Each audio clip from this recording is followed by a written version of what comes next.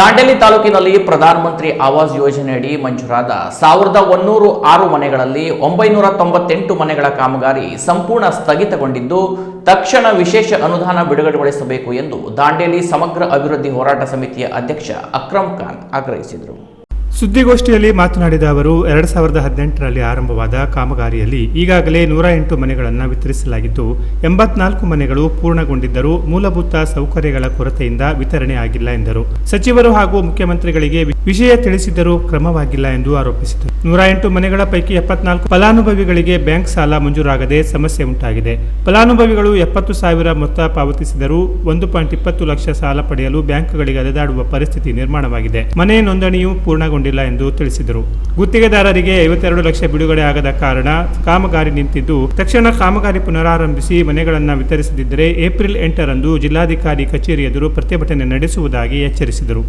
ಸಮಿತಿ ಉಪಾಧ್ಯಕ್ಷ ಅಶೋಕ್ ಪಾಟೀಲ್ ಮಾತನಾಡಿ 2010-13ರಲ್ಲಿ ಗೃಹ ಮಂಡಳಿಗೆ 22,545 ಅರ್ಜಿಗಳು ಸಲ್ಲಿಕೆಯಾಗಿದ್ದು ಸುಮಾರು 2 ಕೋಟಿ ಅರ್ಜಿ ಶುಲ್ಕ ಜಮಾ ಆಗಿದ್ದರೂ ನಿವೇಶನ ವಿತರಣೆ ಆಗಿಲ್ಲ ಎಂದರು. ಗೃಹ ಮಂಡಳಿಗೆ ಮೀಸಲಾದ 10 ಎಕರೆ ಜಾಗ ಅತಿಕ್ರಮಣಕ್ಕೆ ಒಳಗಾಗಿರುವುದರಿಂದ ಕ್ರಮ ಕೈಗೊಳ್ಳಬೇಕು ಎಂದು ಒತ್ತಾಯಿಸಿದರು.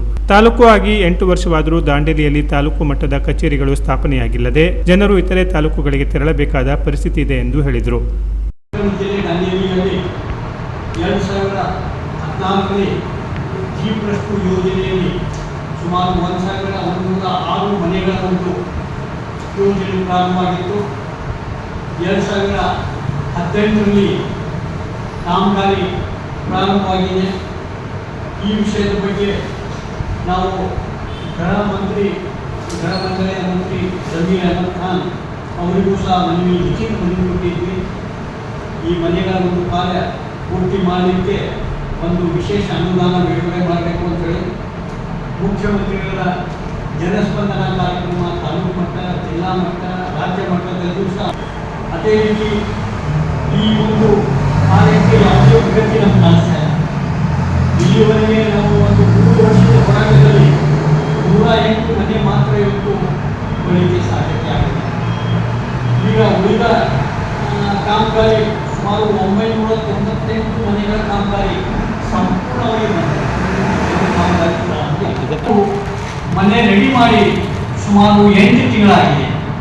ಆ ಮನೆಗಳ ಸಣ್ಣ ಪುಟ್ಟ ಕೆಲಸ ಮಾತ್ರ ಇದೆ.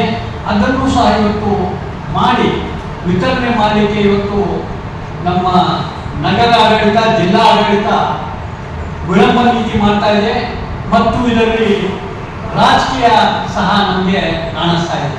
ಉದ್ದೇಶಪೂರ್ವಕವಾಗಿ ಈ ಯೋಜನೆಯನ್ನು ಅಲ್ಲಿ ನಿಲ್ಲಿಸಲಿಕ್ಕೆ ಕಾರ್ಯ ಮಾಡ್ತಾ ಇದ್ದಾರೆ. ಈ ಯೋಜನೆಯಲ್ಲಿ ಏನೆಂದರೆ ಫಲಾನುಭವಿಗಳು 70,000 ರೂಪಾಯಿ ಕ್ಯಾಶ್ ತುಂಬಬೇಕು.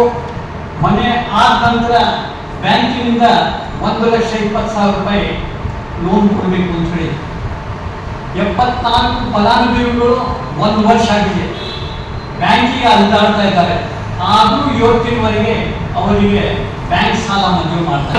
ಹೊಸ ಹೇಳ್ತಾರೆ, ಜಿಲ್ಲಾ ಮಟ್ಟದ ಅಧಿಕಾರಿ ಬರ್ತಾರೆ, ಸಭೆ ಮಾಡ್ತಾರೆ, ನಾಳೆ ಹೋಗಿ ನಿಮ್ಗೆ ಲೋನ್ ಸಿಗ್ತದ ಅಂತ ಹೇಳಿ. ಅಂದ್ರೆ ಟೋಟಲಿ ಈ ಒಂದು ಪ್ರಾಜೆಕ್ಟಿಗೆ ತಮ್ಮ ಅಸಹಾಯಕತೆ ಇವತ್ತು ಮಾಡ್ತಾ ಇದ್ದಾರೆ ಅಂತ ಹೇಳಿ ನಮ್ಗೆ ಕಾಣಿಸ್ತದೆ. ಈ ಅರ್ಜಿಗಳನ್ನು ತೆಗೆದುಕೊಂಡಿದ್ದಾರೆ. 2,25,45,000 ರೂಪಾಯಿ ಜಮಾ ಇದೆ ಬ್ಯಾಂಕಿನಲ್ಲಿ. ಇಷ್ಟಾದರೂ ಕೂಡ ಈಗ 10 ವರ್ಷಗಳಾಯ್ತು, 12 ವರ್ಷ ಆಯ್ತು. ಇನ್ನೂ ಆ ತೆಗೆದುಕೊಂಡು ಏನು ಅರ್ಜಿ ಹಾಕಿದ್ದಾರೆ ಆ ಜನರಿಗೆ ನಿವೇಶವನ್ನು ಹಂಚ್ತಾ ಇಲ್ಲ. ದಾಂಡೇಲಿಯಲ್ಲಿ 10 ಎಕರೆ ಜಮೀನ ಅದಕ್ಕೆ ಮೀಸಲಾಗಿ ಇಟ್ಟಿದ್ದಾರೆ ಅಂತ ಹೇಳಿದ್ದಾರೆ. ಅದನ್ನ ಈಗ ಬೇರೆ ಬೇರೆ ರೀತಿಯಿಂದ ಅತಿಕ್ರಮಣ ಆಗ್ತಾ ಇದೆ.